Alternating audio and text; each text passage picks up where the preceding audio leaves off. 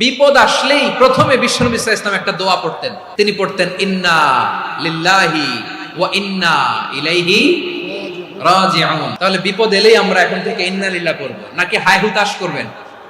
একদল আছে হাই হুতাশ করে, হায় আল্লাহ রে মোর কি হইল রে, মই কি হরমু রে, মই কমবে যামু রে, এরকম বিলাপ করতে নিষেধ করেছেন বিশ্বনবী। কি করব, কই যাব, কি হবে, হায় হায়, এরকম হাহুতাশ আছে না? নাই। বিশ্বাসীরা হাহুতাশ করে না, তারা ইন্না লিল্লাহ পড়ে।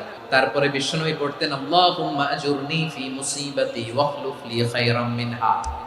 একসাথে প্রথমে পড়তেন ইন্না লিল্লাহি ওয়া ইন্না ইলাইহি রাজিউন, তারপর পড়তেন আল্লাহুম্মা আজুরনি ফি মুসিবাতি ওয়াখলুফ লি খায়রাম মিনহা, মানে আল্লাহ এই যে আমি বিপদে ধৈর্য ধারণ করলাম এটার সব তুমি আমারে দাও, আর যেটা হারালাম এর চেয়ে ভালো কিছু দিয়ে মেকআপ করে দিও, ভালো কিছু দিয়ে বদল করে দিও। সুবহানাল্লাহ পড়েন।